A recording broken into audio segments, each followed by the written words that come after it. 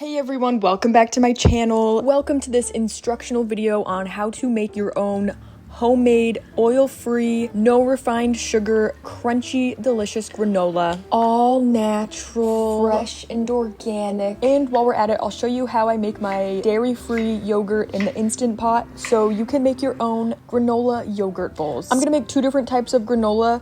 The first one is gonna be an apple cinnamon granola, like your classic granola recipe. And I'm also gonna make protein chocolate chip cookie granola, which is such a delicious treat. It's like little cookie crumble pieces. It is so hard to find a good, like, sugar-free, healthy granola in the grocery store. I feel like they're all loaded with sugar and have coconut oil in them. I try to avoid coconut oil or anything with coconut because of the saturated fat. I feel like it's not good for my cholesterol. So I'll show you how I make my own homemade, fresh, natural, organic granola. So the first step for our date sweetened granola is to make the date paste. This is what's going to give our granola natural sweetness without using any added refined sugar. Dates are a whole food, so they contain fiber and micronutrients like B vitamins and magnesium and potassium, whereas refined sugar is stripped of all of its micronutrients and fiber. I'm using 10 pitted dates soaked in about a half a cup of boiling water, and let those soak for 5 minutes just to soften them up a little bit. Add the water plus the dates to a food processor or a blender.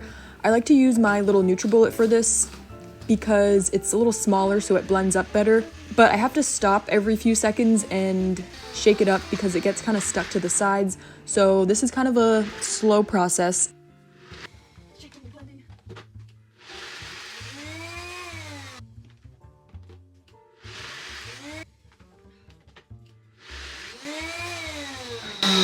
That was probably like 7 rounds. We have our super sweet, refined sugar-free date paste.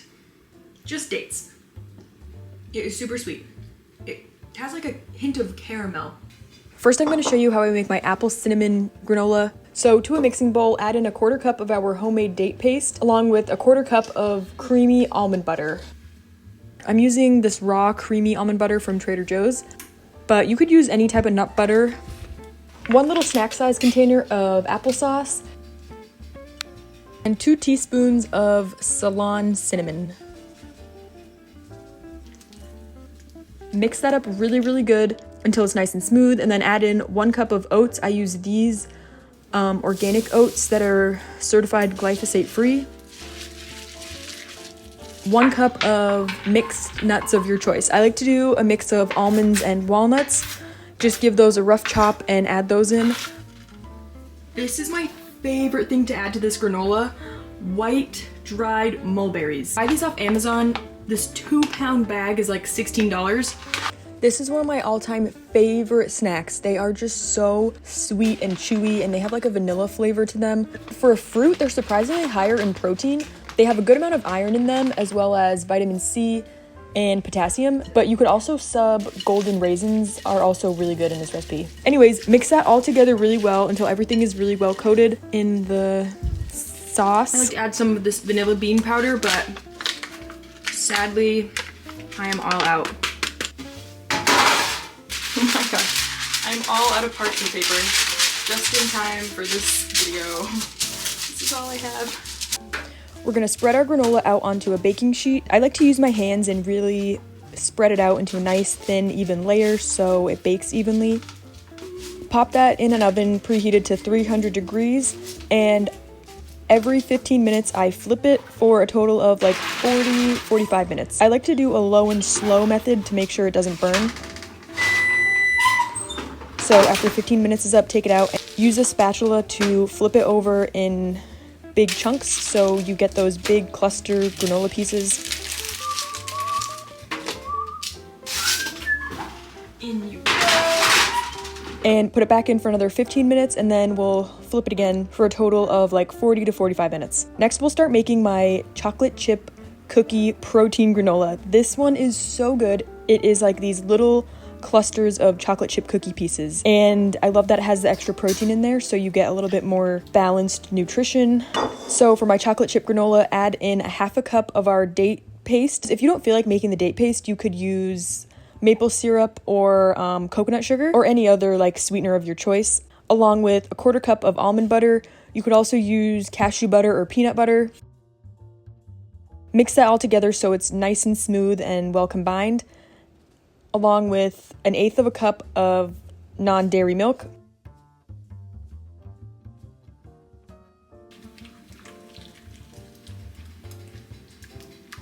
And about 2 teaspoons of vanilla bean paste. Add in 1 cup of rolled oats and a 1/4 cup of vanilla protein powder. I really like this one by Truvani. It doesn't have any weird like aftertaste, and I like that it's only 5 simple ingredients. And I'm also adding a cup of chopped walnuts. Mix that up all really good so everything gets coated evenly. Add in about 1/3 of a cup of chocolate chips. I like to use these little mini chocolate chips because you get like way more little chocolate chip pieces in it. Okay, after the 15 minutes was up, I flipped over the granola one last time and did another 10 minutes. All right, back in you go. Ugh. Oh my gosh, I am out of parchment paper, so this is what I have to use. Use your hands to spread out your granola. I like to make it all clumped together so you get like these big clusters, and pop that in the oven. Same thing, we're gonna do like 3 rounds of 15 minutes.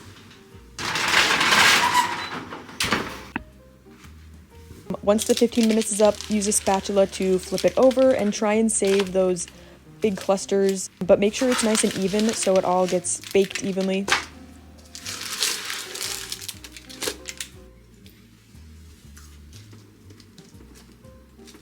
Put it back in for another 10 minutes or so, about 40 minutes total. And once it's done, take it out of the oven and let it cool completely to room temperature for another like 30 minutes. And this is how it comes out. It should be nice and golden brown and crunchy. It shouldn't be too mushy, but you also don't want it to burn. It has a good crunch without being too dry, and it tastes like little cookie crumbles. And if you leave it in big chunks, the inside of the chunks are going to be a little bit softer. So it's a really nice texture between like the crispy outside. Just perfect texture. It takes about 40 minutes total. But like I said, I like to really baby it, make sure it doesn't burn. Delicious. It's like little cookie pieces. Next, I'll show you my dairy-free yogurt recipe I've been making in my Instant Pot. I have been experimenting with like every single dairy-free yogurt possibility, and this is the one I found that has the smoothest texture, is nice and creamy, but it still has a good amount of protein in it. This is inspired by Miyoko Shinner's recipe. She makes an oat cashew recipe, so I kind of got a lot of my ideas from her and another account. I believe it's like Vegan Runner. I'll link both their original videos in the description box. To start out, we have to first make almond milk, so you'll need to peel your almond skins, and to do that, use 1 cup of almonds, raw almonds, and just soak them in boiling water for like 5 minutes, and you can just pinch the skins right off, super easy.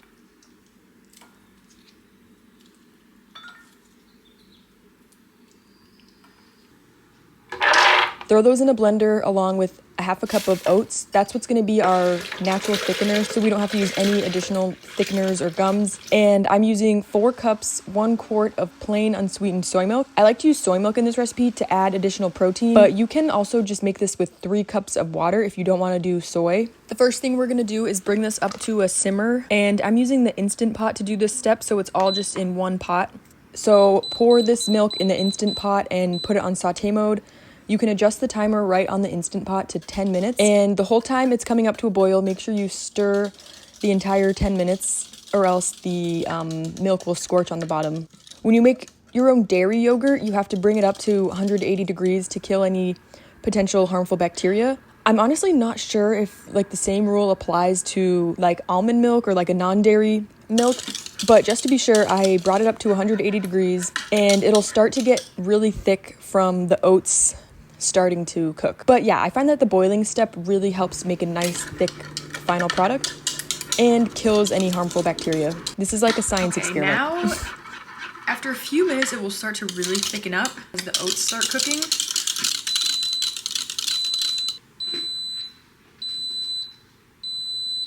You're gonna take it out of the Instant Pot into a ice bath to cool down. And in the ice bath, it cools down really fast within like 5 minutes or so. Next, you have to bring the milk back down to under 115 degrees. If it's too hot, it'll kill the yogurt culture. It's kind of like a creamy bechamel sauce. This is looking super smooth.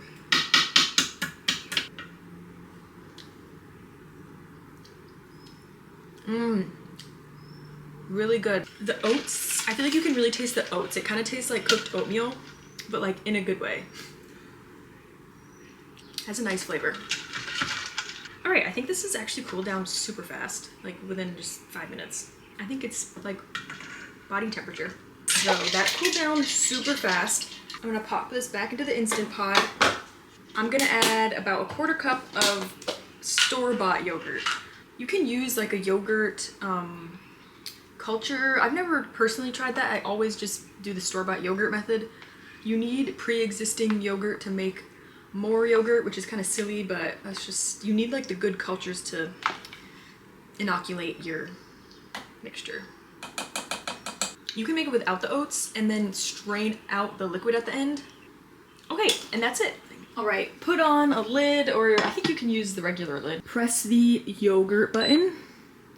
And I like to do between 8 and 9 hours to get a really good tang, but you can do 6 hours if you want it to be more mild. So I'll show you the results after 9 hours. My yogurt.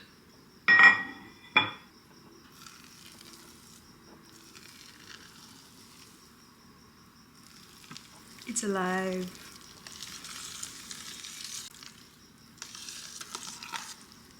And this is how the yogurt turns out after 9 hours. It fluffs up a ton, and I just use a whisk to get it back to be nice and smooth again. Or you could use a immersion blender and get it really smooth.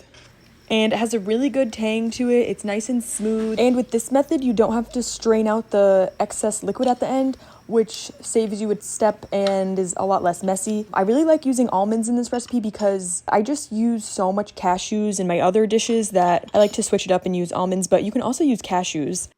And for breakfast, I'm gonna show you how I like to make my breakfast yogurt bowl. We have these beautiful dark red, organic, locally grown strawberries. They are just perfect right now. They are so sugary. Look how red they are. When I make this for breakfast, I like to mix in a little more protein powder into the yogurt.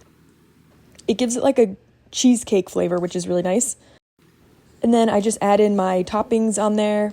I'm making this for Colin, and he loves maple syrup. We call him Buddy the Elf because he puts maple syrup on everything. I'm making this for Collie Wally, so he gets an extra touch of sweetness.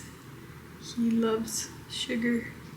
Look how delicious. Thank you so much for joining me today for this recipe video. Let me know if you try out my recipes. They will be linked in the description box to a blog post. You can print it out. So let me know if you have any questions in the comments. Thanks for watching. Bye.